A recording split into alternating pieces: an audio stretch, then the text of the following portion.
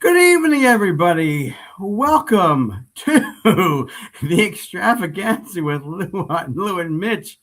We are glad you're here. Thank you for taking some time to be here with us. We've got a terrific show with two terrific guests who we'll get to in a few minutes.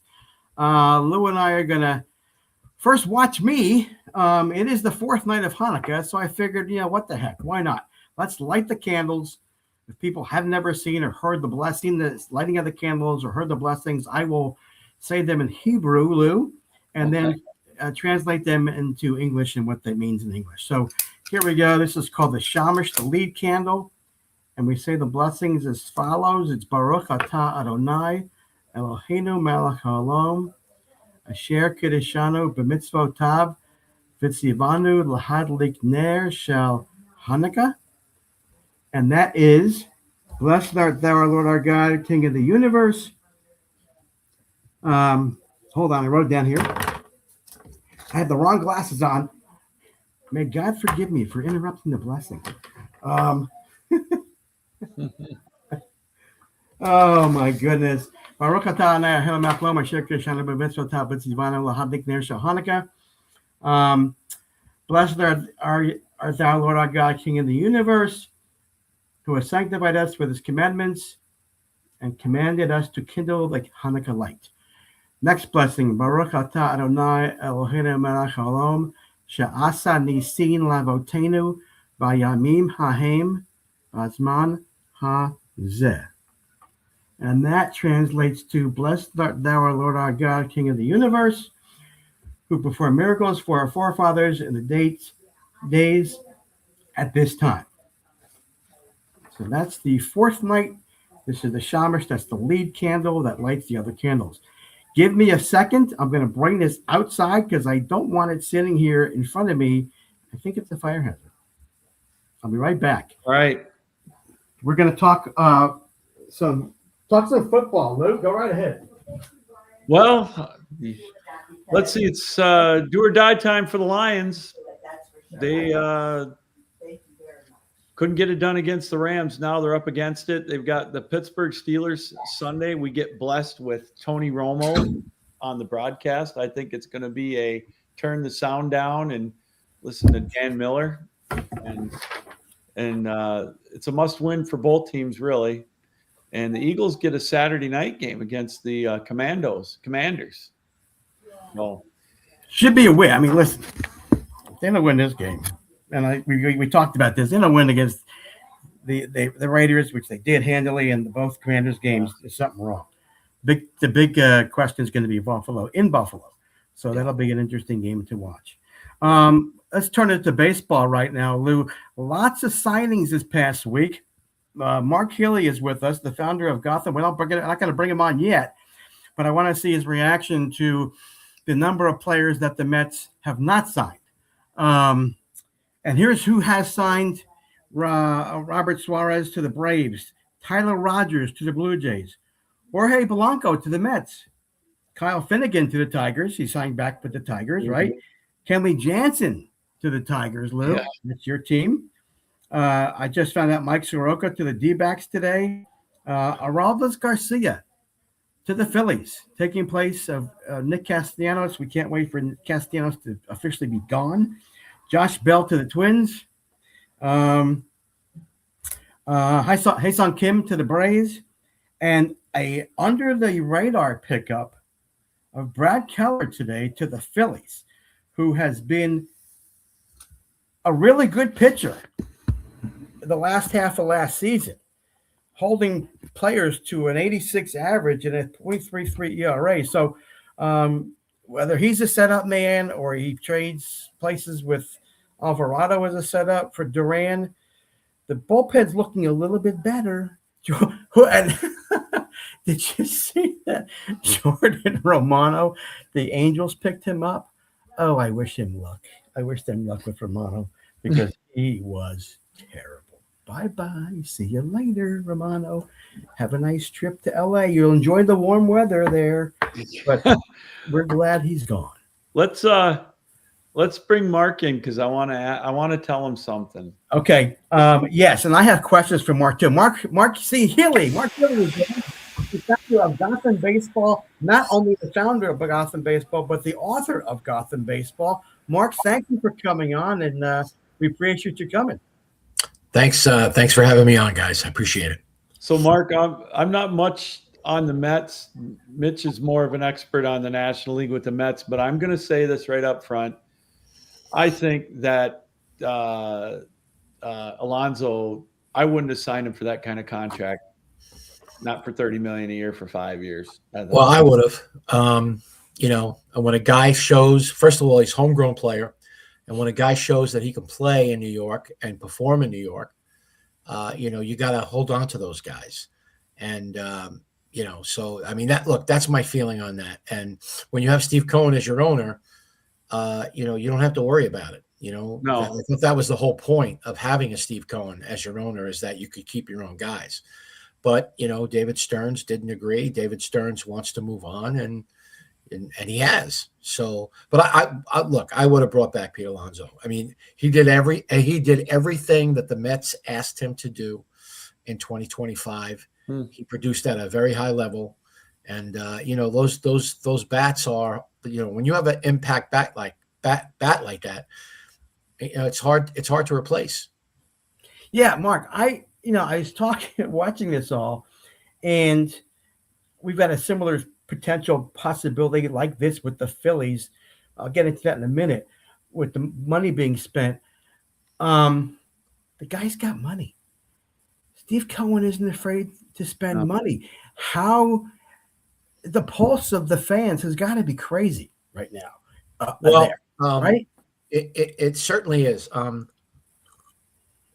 See my QBC Cup. I just hosted the State of the Mets at the QBC, which is the Queens Baseball Convention that happens every year. And it's a Mets fan fest. It's by fans, for fans. And I was very surprised. People are upset, but at the QBC, people were kind of like they were in mourning. It was kind of cathartic to talk about, all the different players that have left. Pete is extremely popular. Edwin Diaz is extremely popular. And, Brandon Nimmo isn't as popular as those other two guys, but he's my favorite player. So very hard to see him go. But I think fans are more confused, than anything else. And, on social media, that confusion and not knowing what the plan really is really what's leading to the toxicity, at least on social media.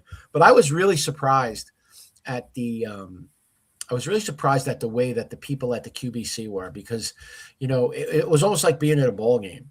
When you go to the Citi Field crowds are much different than, the people that you talk to and interact with on social media. So people are confused, people are upset. And I think that, it hasn't helped that, the signings and the trades are coming at a snail's pace. Yeah, I got it. My brother-in-law's brother, who's a huge Mets fan. I texted him and told him you were going to be on. Unfortunately, they're out somewhere tonight, but I'm going to send the link to him to watch and listen to you. I'd like you to ask, these guys obviously didn't want to play for the team anymore, or they would have worked something out with them, especially Alonso. Additionally, the Mets really didn't want them either. How do you explain that to all the 9-year-old kids who idolize these great Mets? Look, I think that not wanting to play for the Mets is a little different than having a situation where it doesn't make any sense to play for them anymore.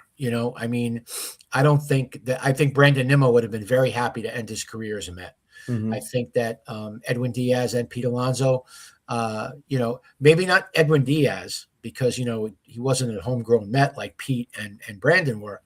But I think that, I really feel like Pete Alonso, had he been, treated a little bit better, maybe he would have been more open to it. But I look, at the end of the day, I think David Stearns made it clear, that he really didn't want to keep those three guys. And I don't blame the players as much as, and I don't want to blame David Stearns. I mean, look, the guy was hired. He's getting paid a lot of money.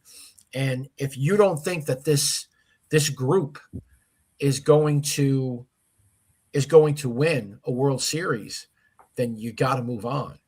But he should have been a little bit more upfront, I believe. Met fans are pretty smart. Like if you told us, look, guys, we're not bringing these guys back. We're just not, or at least with Edwin and Pete, because they were free agents. Mm-hmm. They opted out. Say, look, they opted out. We don't see the future with these guys. We're going to be moving on, And I guess maybe that's in a fan's world, in a perfect world. I just feel like when there's no leaks and there's like everybody, all these things are treated like the CIA, chaos ensues. Mm-hmm. And that's where we are right now. But, look, and fans cope too. Fans cope. They're like, oh, it's either David Stearns is an idiot or those guys are all jerks. Mm-hmm. I'm a grown up. I don't operate that way. So for me, it was, it's a matter of, as upset as I was with Brandon Nimmo, as disappointed as I was with Edwin Diaz and Pete Alonso, you got to move on. You got to move on, and you got to see what David Stearns has up his sleeve. So, yeah, just to piggyback right on what you just said, there's got to be – listen, I'm a Phillies fan, right? We love when the Mets lose, and the Mets love when the Phillies lose. We get that, right? Yeah. But to be competitive, you've taken the competitiveness out of the Mets right now. There's got to be you got to think, as you said, there's got to be something up their sleeve. You got to replace Alonso's production and a pitcher who pitches as well as Diaz does. I mean, as a baseball fan, I don't get it either, right? So look, something up there. They got younger at closer. They're going to get younger at first base. They're going to get younger in the outfield. I mean, look, you have to replace Brandon Nimmo's 92 RBIs too. Mm-hmm. Yeah. He hit 25. I mean, he put up better numbers than Polanco did. Mm-hmm. So look, you just hope as a fan and as someone who's been covering the team, for a long time, I don't want to cover a team that everybody is mad at every single day for the next 162 days. That makes it difficult, doesn't it? Well, what it does is because if you try to be logical with people, they think you're a shill. And I'm the opposite of that. I have no problem criticizing the team when it needs to be criticized. Every team I root for, I'm like that. I'm just not a hypocrite about it. I'm not one of those guys that works in media. I've been in media for 30 years. I still root for all my teams. Mm-hmm. I don't root in the press box. I don't wear gear to the game, unless I'm in the stands. Mm-hmm. Right. And I think that by being honest, sometimes it can bite me in the ass, but that's, I don't want to have to remember what I said. You know what I'm saying? Yeah. I shoot straight, and I think that most fans appreciate it. And I just feel like, it's December 17th, if it's January 17th, mm-hmm. and the Mets have it, and look, they're not going to, and these are analytics guys. Yeah. Mitch. They don't sit there and talk about replacing 200 RBIs or, 45, 50 home runs. They don't talk about that. They talk about, replacing wins.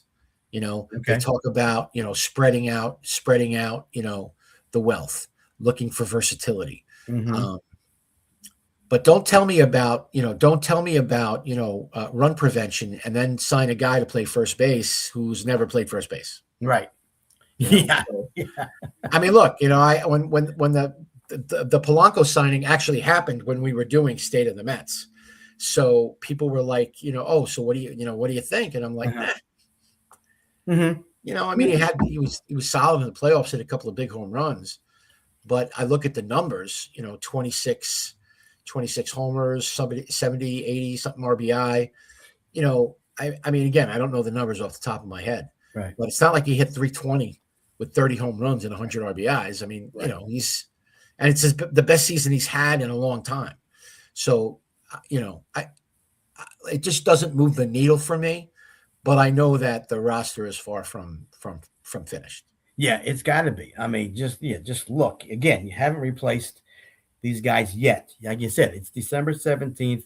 You know, and there are other players, huge, good players. Bregman, Tucker, to name a couple, plus Scooble.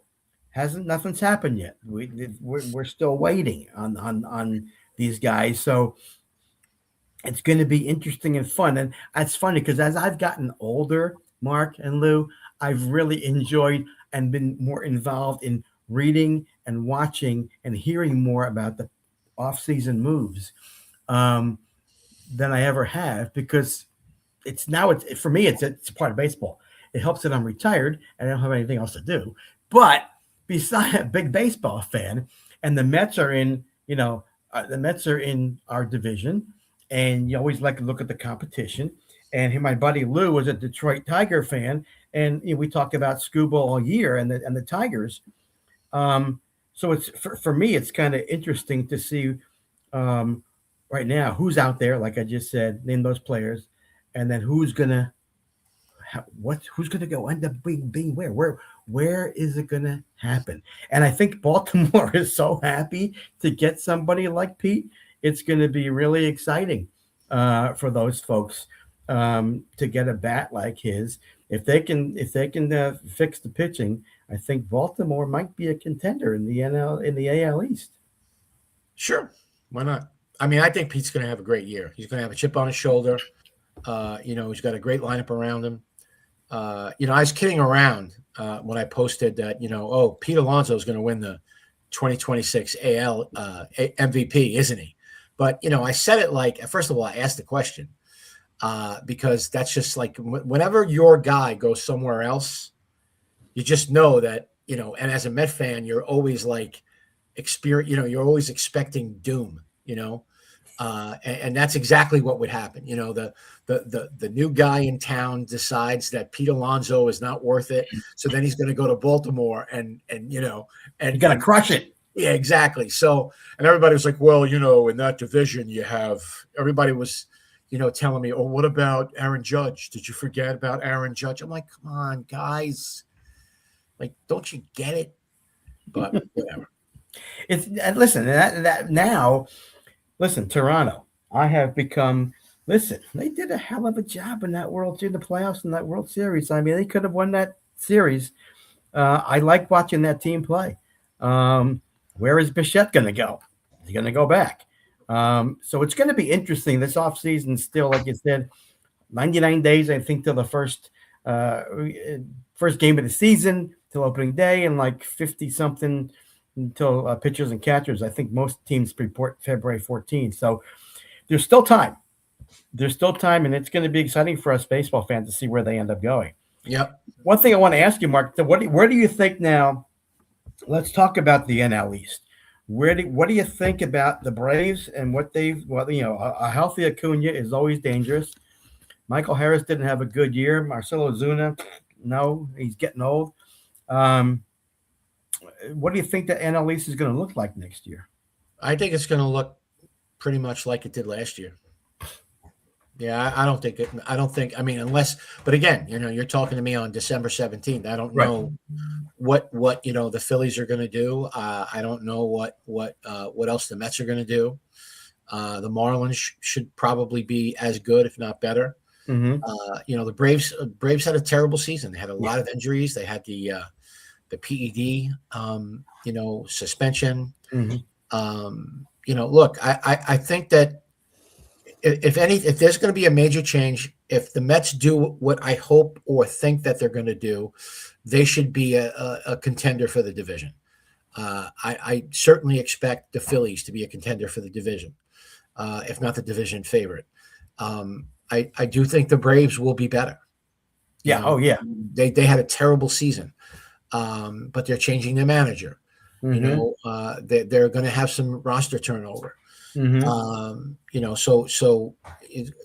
It's important. Like I keep a good buddy of mine, Bill Shanks, does the Bill Shanks show in Georgia, and he's not as optimistic about the Braves as he has been in the past.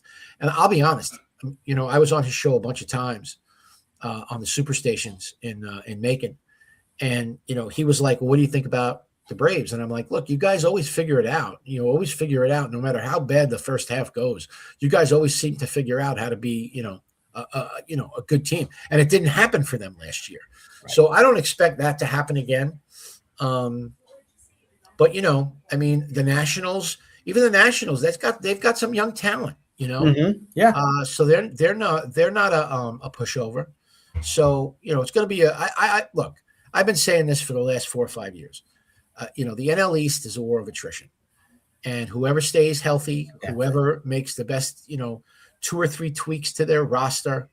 The Mets pitching was horrendous last year, and they still were alive until the last weekend of the season. So that just goes to show you, and some people will look at it as, well, nobody wanted to win. And I'll just say, look, those games and that division, they love to beat each other. The teams do not like each other. And, and that's why you have a war of attrition every year. And I think that it's going to be more of the same this year. The Phillies going up to Citi Field and getting swept, and then the Mets coming down to Philly. It was crazy. Yep. I was going nuts. I was like, what are you doing? You're going to let them get back in the race. And the next thing you know, the Phillies the same thing to the Mets. Thanks for the reminder. So I want to ask you mentioned if the Mets do what I think they could or whatever should do, what are you thinking? Are you thinking Bregman? No, I'm not. Okay. There's no reason for Bregman. Okay. Money he wants. It would be, look, you don't sign Pete, but you bring in Bregman, who's I believe older than Pete, and it's going to cost more money than Pete. Mm-hmm. They have a third baseman. His name is Brett Beatty. And I think they believe in him. I think that he's going to be the third baseman next year. Okay. Yep. I think that they might go get another first baseman. Mm-hmm. I think they may. I think they really would like to sign Bellinger. I was going to say Cody Bellinger. I think that's the guy that they look at as their target. But again, the Yankees want him too. Yes. So I don't know where he's going to go. And they need a center fielder. Mm-hmm. They need probably at least 2 more guys in the bullpen. Mm-hmm. And I know they signed, Luke Weaver away today. Oh, I saw Luke Weaver. Yeah. The Yankees. Mm-hmm. But again, like he was pitching at an elite level last year before he got hurt. Mm-hmm. And then he struggled when he came back. So, which Luke Weaver are they going to get? Mm-hmm. But they definitely need at least 1 more guy in the bullpen, if not 2. They definitely need another starter, if not 2. That's a lot of work. That's a lot of work to do between now and when pitchers and catchers report. So, look, Steve Cohen is my owner. I expect David Stearns to have whatever resources he wants. Mm-hmm. Yeah. Oh, yeah. You think? But it has to make sense, right? It has to make sense. And that's the thing with the Phillies. They're this Japanese pitcher, Imai is his name, Imai, right? Yep. There's rumors that the Phillies want him. They're in the mix. But if I hope every player that you want, you don't get. That's basically. Yeah. Would you pay 200? You can't. You need a right-handed bat. You're going to pay $200 million for a pitcher. Go sign Bregman, get rid of Bohm, put Bohm somewhere else, and then it all depends on what kind of scouting your team has with the Asian players, right? Mm-hmm. That's what it all depends on. I mean, if Dombrowski has guys that he trusts, or if Dombrowski himself has scouted those guys and he believes in them, then you should sign them. It's not like the Phillies are hurting for money. And again, when people complain about that, oh, well, we can't spend this on that and you can't spend that on that. Why? These guys, these teams in these major media markets, they have plenty of money. And, when I go park at Citi Field, it's $40 just to park my car. Right. You know what I'm saying? I don't know what it is, in Philly. It's But- cheap. It's like $25 to $30. Yeah. So, I mean, you want your team to be good. That's what you want. You want your team to be good. You want them to be loyal to the homegrown guys if they can. And if they're going to trade people, trade the right people. Every fan base is the same. They Yes. want the same things. Yeah, they want to win. But I really sincerely hope that the Phillies don't get anybody that you guys want. I don't. I really don't want you to get anybody. Or at least not the people that I want you to get. Did you hear that, Lou? Did you hear what he just said? I love it. He feels about. Mark says he tells it like it is. He feels like we feel about the Packers and the Bears. Yeah, right. Exactly. We lose every game. Exactly. What are you guys? You're a Detroit fan? I am. Yes. Yeah. I like the Lions. I like Jared Goff. I like the Lions. Yeah, they're fun to watch. Somebody, Rich Eisen said today. I'm a little worried our window is closed, but who knows? A little quick segue to what Rich Eisen said the other day. I think it was today. The NFL playoffs aren't going to be the same without the Chiefs. The Chiefs make it so much. I'll be fine. I'll get through it. I think I'll wake up all right tomorrow. I'll be fine. Yeah. Me too. I'm an Atlanta Falcons fans, guys. Boy, the Atlanta Falcons. So they're not in the playoffs. So unfortunately, Mark, I have a question for you about the holidays. I posed it to Lou. I'm waiting for his answer, and I have my answer. Okay. What is a present that you always wanted? And if any people are watching and listening, put it in the chat. A present you always wanted but never got. I will tell you mine. Mine was the game called Mousetrap. Do you remember that game? Sure. Never got it. Loved it when I saw it on the commercial. God, I want that game. Never got it. I got to be honest. I pretty much got everything I wanted when I was a kid. But I didn't have delusions of grandeur. Okay. My dad worked sanitation. My mom was a nurse. So, they did what they could for us. We were all in Catholic school, 4 kids. And, I wanted a Falcons helmet and jersey. I got a Falcons helmet and jersey. I wanted my little X-Wing fighter for my guys, my action figures. I don't really remember ever having a Christmas where, I was like, oh, wow, I really wanted that, Okay. But I will say that as an adult, I would like the Atlanta Falcons to win a Super Bowl. I've never gotten that. So no, you haven't yet. That's a tall task. I think Yes.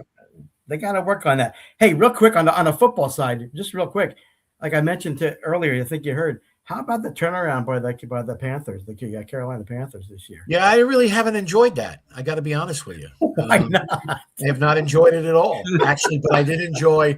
Well, he is brutally honest. Yeah, no, I love it. Yeah, I do the too. Panthers. Good for their fans or whatever, but I hate all the teams in that game. Come on. Well, I used to. Listen. I got to tell you real quick before we bring Tim on. Tim is now from one side of the ledger to the other. Tim Neverett, play-by-play Dodgers. We're gonna get a perspective on him, and are they gonna three-peat? I'm gonna ask him that question. I don't think people want to hear that, but yeah, that's gonna be a really rough interview, isn't it? Yeah, it is. Yeah, Tim's gonna hold up one ring and have another finger for another, and then he's gonna get another. Maybe. I hope not. Sorry, Tim. You're on. I see you in there, Tim, and I we'll get to you in a minute. We'll talk about the Dodgers, but what the heck? Now I just lost my train of thought. My gosh, football. You wanted to ask me something about football? Yeah.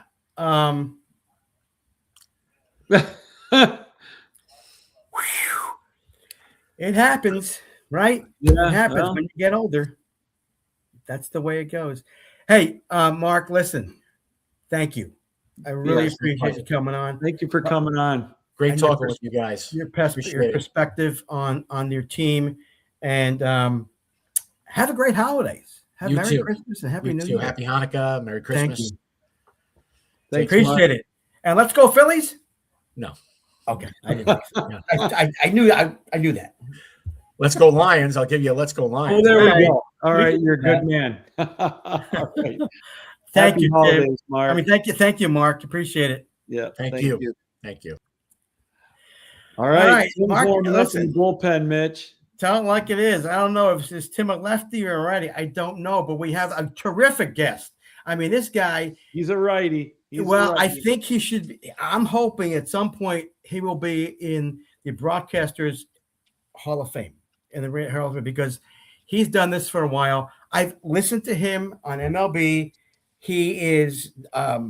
I feel like he's very down to earth. I think, Tim, you're very down to earth.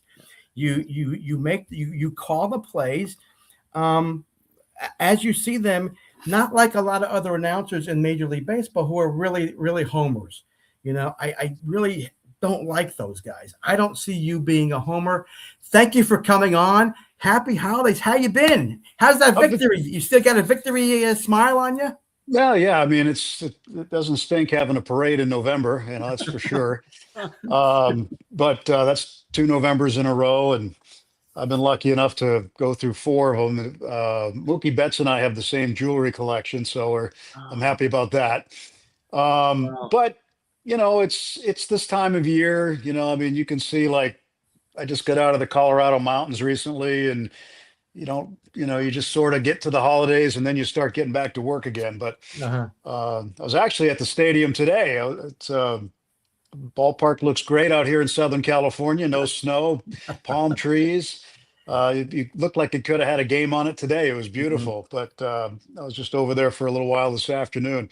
But anyway, it's an interesting off season. This is always an interesting time. And, in Philly too, it's an interesting time. But you've got to really, I have a ton of respect for the guy running the show with the Phillies too, and Dave Dombrowski and his staff. They really know what they're doing. And Dave has that old school approach. He's a Roland Heeman guy, and he learned his best baseball when he was a young guy with the White Sox under Roland Heeman, who was still, among baseball executives, considered one of the great old school executives of all time. In fact, how good was he? He was well known in Chicago, but in Arizona, the scout section is named after him. So, is that right? Yeah. So the scouts sit in the Roland Heeman scout section, but Dave learned from him, and of course, Dave was excellent with Montreal and with Florida and with the Red Sox too. Yep. And I got to work with him with the Red Sox, and he's just a wonderful guy, and I think that he's done great work with the Phillies. Phillies have just come up short a couple of times in the last few years, and I know that's frustrating. The Phillies have had success in the past. You will have success again. When that is, we don't know, but you got a very, very good team there. It was so, and Tim, I'm a crazy fan. So passionate, and when Kirkery threw that ball away, like probably millions of us watching the game, I was on the couch. I stood up. I'm sure you didn't hear me in the booth, but you could have, as I was yelling, "What the heck are you doing? Why you throw it to first base?" Because I got a feeling they win that game. You never know what happens the next day. That's baseball. There's the saying in baseball that there's no momentum in baseball, right? It's just that you're only as good as your next day's starting pitcher. And that is an axiom that is true every single day. So you're right. I mean, if it goes the other way, and it very easily could have, if it goes the other way, who knows what happens the next day? The game, the day, everything can be totally different. And that's one of the things about baseball. When you look at Game 7 of the World Series, the Dodgers lost that game like 5 times and somehow still won it. And the Blue Jays lost that game a few times too. And unfortunately for them, at the end, they were the ones that ended up losing the World Series. But I mean, you look at how just one tiny little thing, that defensive replacement, putting Andy Pages in center field, and then he just blasts Kike Hernandez out of the way to make that catch in left field, by accident, right? Yeah. And that's a World Series saving catch. That's one of the most amazing catches you're ever going to see in a World Series with what was on the line at that point in the game. I mean, he drops that or it goes off his glove. World Series is over. Yeah. So you just never know what's going to happen from pitch to pitch, game to game. And I always find that's the greatest thing about baseball is that you don't know what's going to happen from pitch to pitch. I mean, a game can change entirely with one throw of the baseball, one misplay, like with what Ryan Kirkring went through, what he's going through, what he's going to continue to go through for the rest of his life. You hope that, and I felt awful for him. I feel awful for any player who has to wear that kind of a badge, for the rest of his career. It's not necessarily a fair thing, but that's what happens in a game of any kind of competition. It could happen in football. It can happen in hockey. It can happen in basketball, whatever. But that was a very, very big postseason moment that, unfortunately for Phillies fans will never be forgotten. And unfortunately for Ryan Kirkring, but I feel bad for him. I mean, it's sort of like in some ways, the Bill Buckner situation in '86. Yeah. But what people forget was the pickoff play was on. And so he was further off of first base. And then the pitcher, I believe it was Bob Stanley, didn't throw, or Bob Stanley, I think, didn't spin and throw to second. Marty Barrett breaks for second base, and the ball is dribbled up the first baseline by Mookie Wilson, and Buckner has to get over, and he doesn't get down in time. Yep. And he had to live with that. I mean, he was living in Andover, Massachusetts, and his kids were getting ridiculed so much they ended up going up to Boise, Idaho to get away from everything. Wow. Yeah. And that's a shame. You hate to see that happen to somebody who's such a good player. And Kirkring's a good pitcher. He's really good. He's really, really good. Here's what he needs to do. And unfortunately, just like Duran. Now, Duran's also very good. I watched guys all season. They have to mix up, and we watched it in the World Series. You can't continue to throw 97, 98. You can't. Players, good hitters, and at that point in the year, you're facing a good hitters. They're going to catch up to it. That was Duran and Kirkring. Kirkring got to get better command on that fastball. He's got to throw it in and up and away and out. He's got to hit the corners. He hadn't done that. He hasn't done that. And Duran got killed also with late inning home runs because he was throwing. Nobody can hit my 100-mile-an-hour fastball. Well, guess what? Throw a breaking pitch, mix it up, put one in the dirt, do something different because you can't continue to do that. I mean, and same thing. That's pitching today, unfortunately, Mitch. I know it's a power game, right? Yeah. And one of the things that I've had the real distinct pleasure of watching has been Clayton Kershaw. And watching Kershaw this year at age 37, with hardly any gas left in the tank. Yeah. Still strike guys out with curveballs and sliders. I love that. His 3,000th strikeout. I watched it. You'll never remember the guy's name. Most people never know who the victim was. His first strikeout victim was Skip Schumacher, way back when Schumacher was with the Cardinals. That was number one. Number 3,000 was a guy who was batting ninth for the Chicago White Sox named Vinny Capra. And he struck him out looking on a slider when he shouldn't even have been in the game. He should have been taken out of the game the inning before, but Dave Roberts was like, all right, you're going to just keep going. You're at 2,999. Let's get that last one. And so, but watching him go through his career and watching his craft of throwing a fastball 89 to 91, locating it. Sometimes it got hit a mile, but every pitcher gives them up. But 89 to 91 with a fastball. He had that Cooperstown curveball, that 12-6 nose to toes curveball, and then he had the slider. Then he started mixing in a little change here and there in the last year or two. Just every once in a while, he'd sneak one in. But just to watch them pitch. Today, most guys that you have coming out of the bullpen are throwers. They're not necessarily pitchers. They go to, they work in the off season with weighted ball programs, and they try to throw the ball through the wall and see if they can, come up with 100 miles an hour during the game. Now, 100 is impressive. Now, if you stand in at the plate at 100 miles an hour, I've never done it, but I've done it in the mid to low to mid to sort of upper 90s, and it's like, wow, how do you ever get around on that, right? So 100, 101, we got a guy who throws 102 regularly. I mean, Henriquez, we got, but there are throwers out of the bullpen, and then there are pitchers. Yeah. And the pitchers typically are starters. And, I had the great fortune of working with the late Fernando Valenzuela. And he was one of our Spanish broadcasters, and we lost him this year, unfortunately. But, in the conversations I was able to have with him about pitching, which I'll always treasure, the fact that he goes, don't need to throw 100. He goes 91, 92, you do this, you do that. He goes, you get guys out. And that's what he did throughout his whole career. And, guys of his era did that. Of course, not all of them had the screwball like he did. But, yes. Yeah. We don't see that anymore. That's a great no, pitch. you don't see much of that. No.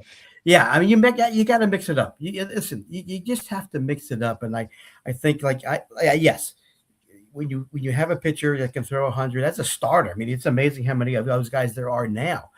Most of them are relievers. I mean, but I got to tell you, Sasaki and Yamamoto, oh my gosh, watching those kids, and they're kids, aren't they? I mean, they're young kids. It's unreal. It's like, again, Tim, it's almost quote unfair. And there are people out there, as you know, it's not fair what the Dodgers are doing. What do you mean it's not fair? They got the money. They can do whatever the heck they want. They've obviously scouted these guys and know this is who they want. Guess what? You won a World Series again. And here's my question, Tim. Yeah. They're the favorites to win again. Absolutely, right? Well, I mean, I haven't looked in Vegas recently, but yeah, I would think that they would probably be that way, because now you're going to get a full season out of Ohtani pitching. You hope there's nothing that's going to prevent that. He's worked really hard to get back and healthy where he is. With Yamamoto, you had a full season of him because he had an injury the year before that kept him out for quite some time. Sasaki missed a considerable time with an injury, and he was still adjusting to life in the U.S. as a pitcher in the major leagues, as opposed to, dominating in Japan where he was. So, just with those three guys alone, never mind getting to the rest of the the Blake Snells and the Glasnows and those guys are pretty good too. But we've got some other guys that are coming off Tommy John surgery that are pretty good, and I'm pretty high on a couple of the guys, where they really don't need to go out, I don't think, and get anybody else for the rotation, even though there's all kinds of rumors that they like that guy from the Tigers. Oh, gosh. Pretty good. Lose a Tiger fan. He's from Detroit. Yeah. So we'll see what happens there. There's a lot going on with that. It isn't so. But they're, I don't think they're done. And as far as people saying, wow, they're doing this and doing that, until there are rules preventing it, they're not circumventing the rules. They're not playing within the rules, and they're trying to make the team as good as they can. They're fortunate. They're in one of the largest markets. They have the highest attendance in all of baseball, the highest revenues. So they turn around and put them back in the ball club. So, you can't fault your club for doing that. Not every team is able to do it. Not every team that is able to do it does it. Right. But they, and it's a neat thing when you can do what they do, which is have one of the best minor league systems and continue to win. Most teams can't do both. This organization does both. Yeah, they're lucky that you're lucky that way, because it's just. And I went through the Dodgers lineup today. I went through the Dodgers and the Mets, 40-man rosters. Listen, the only issue you, as the Dodgers, may have is just age. I mean, second base, I'm looking as the weakest area right now. You have Kim, Edmund, and Miguel Rojas, who are going to compete for that job, right? Third base, Muncy and Freeland, right? Will Smith, not young, not old. He's there. He's there for a while. Yeah. In the outfield, Pages, Hernandez, Teoscar, Alex Call, Ryan Ward, who I don't know who that is. I'm guessing he's a young kid. And then, again, the pitching staff. And you added Diaz. Oh, my Lord. Snell, Yamamoto, Glasnow, Shohei, Sasaki, Emmett Sheehan, River Ryan, and Gavin Stone are the other pitchers. And then you have Tanner Scott, Blake Trinan, and Gratterall, who will be back this year. So Gratterall missed the whole season. You mentioned Ryan Ward. Here's a guy that the Dodgers just couldn't not put on the 40-man roster. He was the most productive hitter in AAA last year. When you look at his numbers, the knock on him is his defense, but where are you going to play him? Is he going to be in the outfield? Is he going to be a backup first baseman? Is he going to be in AAA? Will he make his major league debut this year? He should. You'd think so. But I don't remember his numbers offhand, but I know he led AAA baseball in home runs and RBIs, and he's been that way for a number of years now. And the Dodgers have just, for one reason or another, been resisting adding him to the 40-man. But it's like, he just played his way on. And I talked to him in spring training this past year, and he's like, I don't know what's going to happen after this year. He goes, I might be with another club. I might be here. He goes, but all I have to do is go out and hit. He's also been on the international circuit, where last year in the fall, he was on Team USA that went and played in the Premier 12 in Japan. And he hit a home run that knocked one of the contenders out, and told me that his phone got so many messages from people in Chinese Taipei, Taiwan, because it put them into the final against Japan, I think. That he got so many texts that his phone almost melted. He said it broke. What? Wouldn't work. Yeah. That's So crazy. yeah, but they're pretty baseball crazy over there, especially in the fall when these international teams come over. But anyway, he's a good guy. This guy you mentioned too, River Ryan. Yeah. When he made his debut a couple of years ago, he got hurt. Tommy John. He's 100% back, ready to go. They slow played him, got him ready for this year. But when he made his debut, we watched him pitch, and all we could say was, "Are you kidding me? This guy's unbelievable." So, there's a name you're going to hear. Okay. Gavin Stone is another guy who's got big league experience with the Dodgers. He's, in today's day and age, one of the big milestones is if you can pitch a complete game, and he did that. He had a complete game shutout against the White Sox a couple of years ago, but he also had Tommy John. He got hurt. Really good changeup. I mean, a great changeup. But he's a good pitcher and a good starter. So those are two of the other names that they've got that are really good. Emmett Sheehan, I like him a lot. He had Tommy John, came back in June of this year, and was really good for the Dodgers. I think there's been a lot of teams who have been inquiring about him and in some sort of a trade package. But he's a right-hander out of Boston College and really, really good. I like him a lot. Again, he's got a good change too, good curveball, good fastball, great location, competes hard. So they've got some really good young pitchers to go along with this other group of guys that got Veterans, yes. that are just really good. Like Blake Snell. How good was Blake Snell down the stretch, right? Oh my goodness. He was really tough. Once he came back and got back into it, he was tough. Yeah. And then, Sasaki will be in the rotation instead of coming out of the bullpen. Right. So you just mentioned three guys who had Tommy John. Jane Levy wrote a book, Make Me Commissioner. I know how Toronto baseball and how to fix it. I actually started a petition for her to be commissioner. It's easy. I go on change.org and AI I gave some information and it put it out there, and I've got 43 signatures already, which is really cool. But one of the things that she is angry about and frustrated with, and we talked about pitching a lot, are all these kids getting this Tommy John surgery.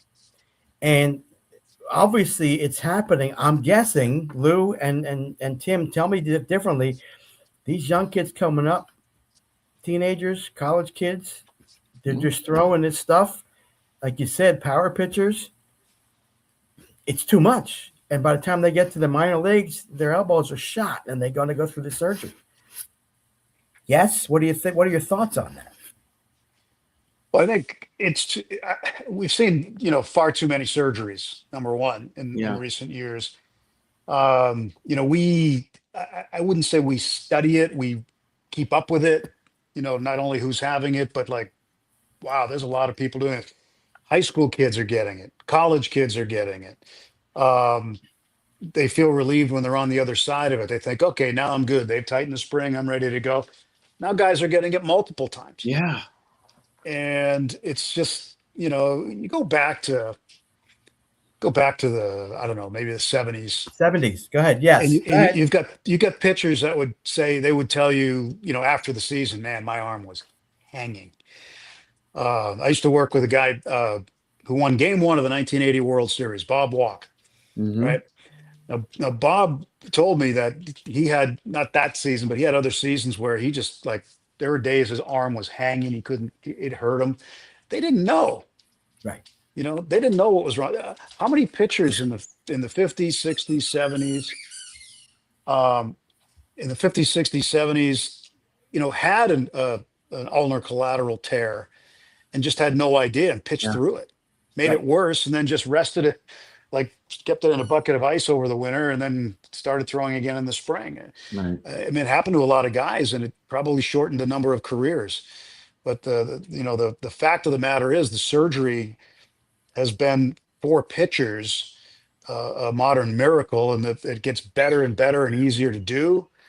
And I think that it's a good thing.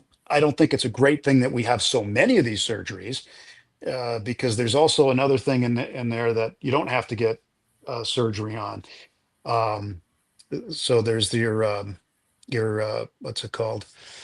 I'm drawing a blank, but I know what it is. There's another ligament in there that you can rest and then return to throw, where you Okay. don't need surgery. But the ulnar collateral is the one that you do need surgery, and that's what the doctors are going to tell you. Whoops. Uh-oh, did we lose him? Did we lose him? Come back, Tim. Uh-oh, we may have lost him. Uh-oh. Tim, come back. Hold on. No, we lost his camera. Okay. Yeah, Let me get him back. let me see if I can message him.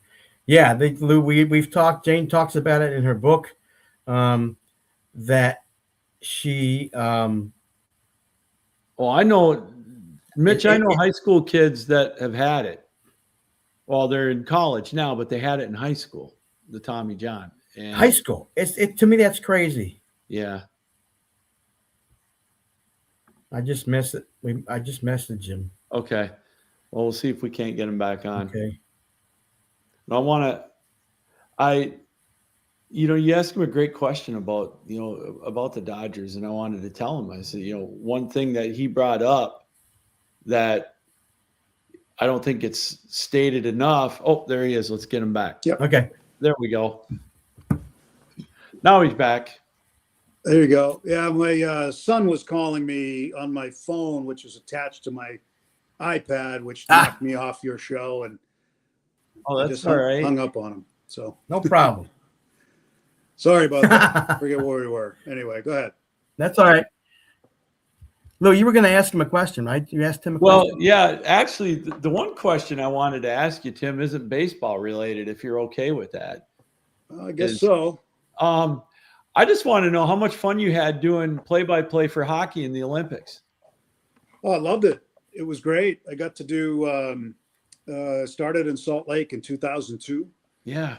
and then did it again in 2006 with in Torino, or Turin is the actual name, but Yeah. I think NBC kind of Italianed it up a little bit and put the Torino on the end. But it was pretty neat. The first time I did it was a little interesting because you're doing both men's and women's hockey. Yeah. And one of the first games I had was China versus Kazakhstan in women's hockey, in a preliminary round game. Did you have fun with the names, Tim? Yeah, so I had to spend time. I mean, I wasn't spending time preparing on like who these players are. Mm-hmm. I had to go around to the inside the International Broadcast Center and find the national networks of those countries, and like CCTV in China, and then I forget what it was in Kazakhstan. But I'd go into their offices and I would try as best I could to ask if anybody there spoke English, and can they help me with the pronunciations. But with the Chinese women's team, most of the last names are one syllable. where with the Kazakhstan team, they were more like 3 and 4 syllables all the time. So it was a little bit challenging in that regard. But as the tournament moves along, you get better and more important games. Like, like when the U.S. played Canada, both men's and women's, it was pretty big and really interesting. But on the men's side was great because, we had a lot of NHL guys at that time, still do. So it was good to see them playing for their home countries, and it was still a newish kind of thing back then in 2002. Excuse me. But that was certainly one of the highlights that I've been fortunate enough to have. Tim, what was your most maybe it was this past year. I'm gonna cough in a minute. Hold on. Excuse me. Most memorable call This year? Let's go this year. Yeah. Just got interviewed about that yesterday. As a matter of fact, it was what we talked about earlier when Kershaw struck out his 3,000th guy. Yeah. Because leading up to it the whole time, I mean, you're counting it up like. I can even show you. I have my scorebook here. But I would put. Find one of his. Here. This is cool. We get to see an actual scorebook. This is cool. Let me show you something here. Where is it? Oh, it's September. I don't want September. I want July. So we're in July. This is the date, but let me go to the start before that. Here it is, here. So this was against against the Rockies. So if you look at the Rockies side of things, you see where the strikeouts are highlighted, right? Mm-hmm.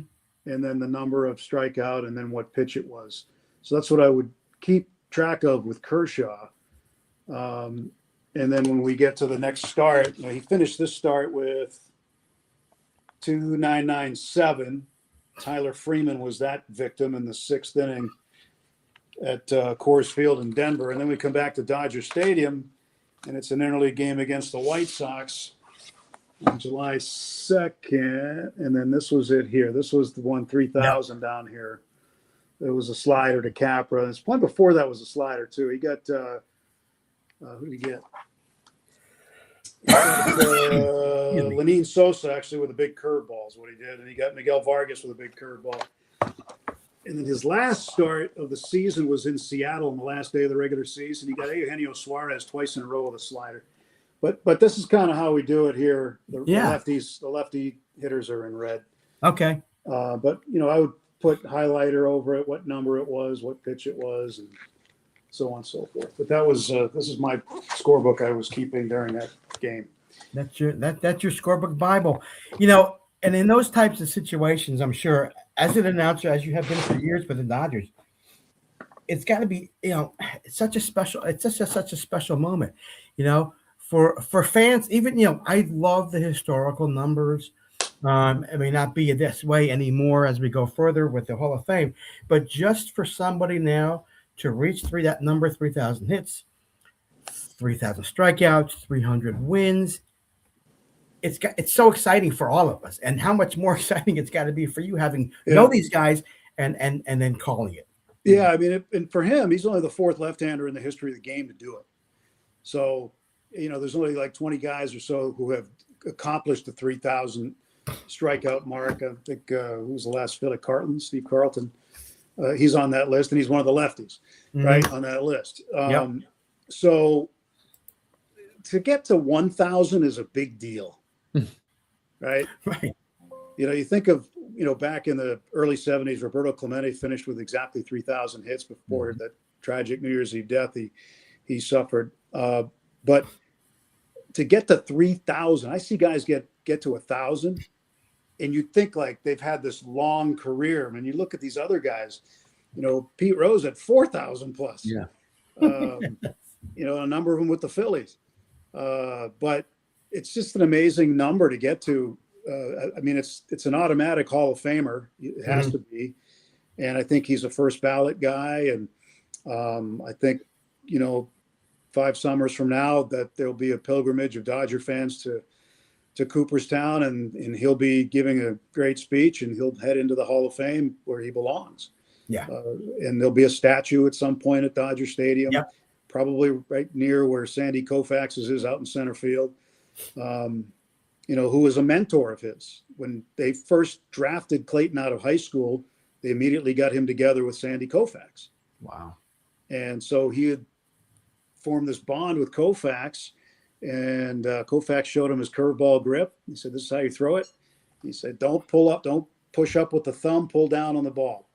Okay. He told him, "Here's how Okay. you do it, kid." And pretty good guy to listen to, right? You think? and Koufax is still here. He is around, coming to Dodger games every now and then. Tim, he looks amazing. Yeah. He's 90, right? He's 90 years old. He's incredible. Have you get to talk to him at all when you're there? Not a lot, because he's usually in certain areas and we're in certain areas. But I had the great pleasure when I was introduced to him. I was introduced to him by a pretty good guy, one of my broadcast partners, Oral Hershiser. Yeah. So I went home that night, scratched my head, and I said, "My gosh, Oral Hershiser introduced me to Sandy Koufax today." I must have got up on the right side of the bed or something. Wow. That was just like, to me, as a baseball fan, number one, that doesn't happen. Right. And I was just still dumbfounded by that. And I think about it even right now. I'm like, that's just an amazing thing. I pinch myself sometimes with some of the people I've been lucky enough to be around.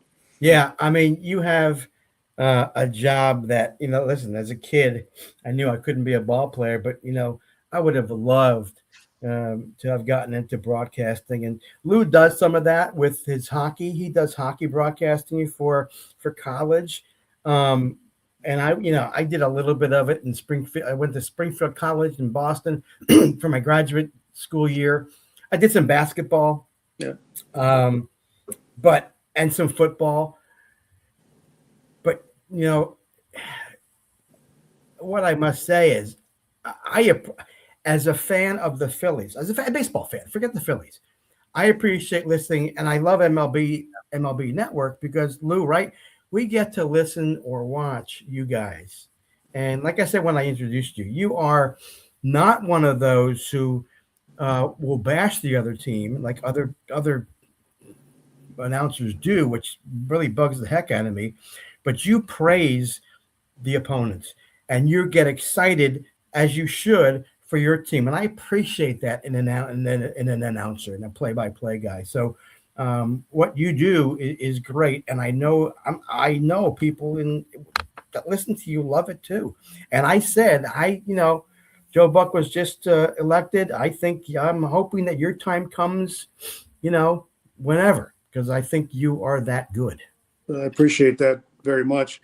I have respect for the other players because they're major league players, right? I mean, these guys have worked hard, just as hard as our guys, to get where they are. And it's like in spring training, people say, hey, you give those guys your spring training games a lot of time. I'm like, well, they're professional players too. They're not just number 72 who's or number 89 or whatever, who's just out there without a name on his back. There's somebody's kid that they're very proud of, who's out there making a name in the professional ranks and trying to be a big leaguer. But I think you have to, and that goes for the umpires too. Yeah. Right. I don't like hearing people get all over the umpires. I really don't, because these guys are the top group in the world at what they do.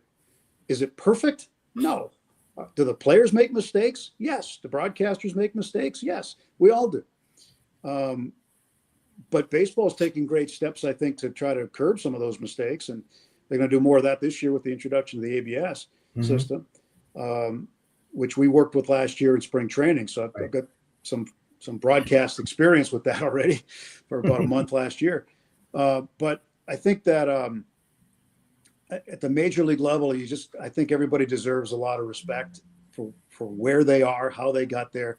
It's one of the most difficult sports, if not the most, to get to the top level and then to stay. I think people just have no idea how hard the game is to play and play well. Yeah. Speaking of play, last question for you. I don't know if you heard me ask Mark Healy. Is there a present that you never got that you wanted for Christmas? You know, when I heard you say that, I was like, Yeah. oh boy, I got to think of something. But I was pretty lucky with, if I wanted something, usually I would make a stink about it and it would show up under the tree. I didn't ask for 10 things. I used to ask for maybe one or two, but that was about it. I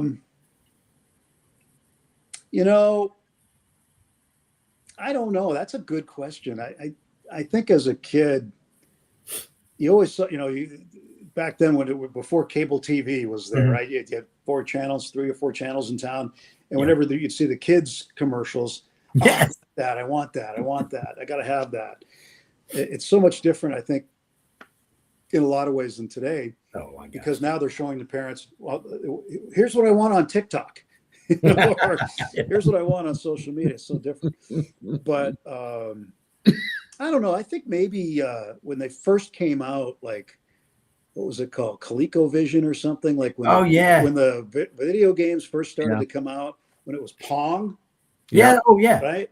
And that was like amazing graphics with just this one little line that would move up and down. You play basically tennis against each other.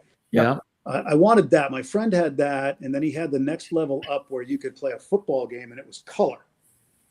And I wanted that. And I think that's probably the one thing I didn't get was that's a good answer. That's one of the early video games that was out there. That's a good one. Yeah. We actually, I don't know if it was a gift. Maybe it was for Hanukkah, or I don't think it was a birthday because that everybody could have played it. So probably a Hanukkah gift. We did get that. Yeah. I spent hours. Boop, boop, boop, boop. And then you would hit off the top and you'd have 3 beep beeps, right? Did you hear what you heard what I said, right? Mousetrap, that game Mousetrap. Yeah. It's a good game. Yeah. I never got it. I loved it. I loved the cage coming down. I found a friend that had it and I played it and I was like, okay, this is cool. I love it. So I listen. And much success to your son too, who's really I hear, I follow you on Twitter and I've seen him. So he's doing really good, I know, with the announcing. So congrats to you. Yeah, thank you. Him on that too. That's going to be an awesome thing for you to see. Yeah. I'm going over to Vegas to fill in for him on UNLV basketball on Saturday. Okay. Fantastic. He's getting moved up to TV. It's a game against Fresno State. He's going to go to TV, and they this year they've gone to his old man to come in and fill in for him. So I've got like 3 more games I'm going to do for him this winter. Good for you. Excellent. Way to go, Dad. It's fun for me. It really is. I'm sure it is. Yeah. It's a blast. All right. Listen, I appreciate you taking the time. Thank you. We both appreciate you coming on. Like I said, you do a great job. I'm glad I have MLB so I can listen to the different announcers. I enjoy listening to you. You're great, and enjoy the rest of the off season. I know you get busy. Probably in January you're starting to think about things and spring training. Starting about now. Now, okay. And then February 14th, you're in Arizona, I guess, right? I'll be there the 19th. Our first game is the 21st against the Angels. All right.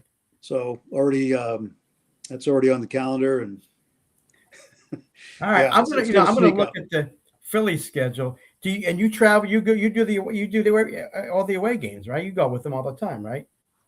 Yeah, just about. Yeah. I want to find out where you're in Philly, so maybe I can get up there and say hi. But happy holidays to you and your family. Again, can't thank you enough for coming out. I really appreciate it. Thank you. Appreciate it. Hope you guys have great holidays. And as soon as the holidays are over, everybody's in our business, everybody's attention turns to baseball. And it's pretty amazing how fast it happens every year. The turnaround. It does. All right, Tim. Thank you very much again. Appreciate you. All right. Thanks, guys. Thanks, Tim. See you, Lou. See you, Mitch. Well, that was great. Yeah, the great Tim Neverett. Very, very nice gentleman. Just terrific. Yes. I appreciate him very much. Lou, this is our last show of the year. I know it. How about that? It's been a very, very interesting year. It's been a fun year. It has. I appreciate you producing for me on your end, and I know, but when I come on my own, it's set up, which is great. So I appreciate that. Appreciate you for that. Wow, crazy. Yeah, we leave Friday to go to Peoria, Illinois. Well, Stopping off in safe Dayton, Ohio. travels. Safe Thank you. travels. Thank you. We're going to go down to the Detroit area for a quick Christmas celebration with my daughter and her husband. And Good. then, yeah, other than that, it's going to be pretty low key, you know. So, but You're that's all lucky. right. You're lucky it's low key. We have fun though. We have a bunch of family. My wife's family is all there. We did that last weekend with parts of my wife's family. It was that was a lot of fun. It always is. Yeah. Definitely is. And I'm lucky I get to celebrate my birthday with them. So good for you. The big happy birthday. The big 7-0 next Tuesday. Wow. Isn't that something? Well, happy birthday. Crazy. Yeah. Thank you, sir. Appreciate it. Thanks we'll be in touch. for joining us. Appreciate everybody coming on. Thanks to Tim and Mark. It was two great guests tonight. All right, that's going to do it. We'll see you next year here on the Extravaganza. For Mitch Bernstein, yours truly, Captain Lou, saying keep your heads up, keep your sticks down, keep your feet moving, and as always, keep your minds open. So Happy Hanukkah. Merry Christmas. Happy New Year.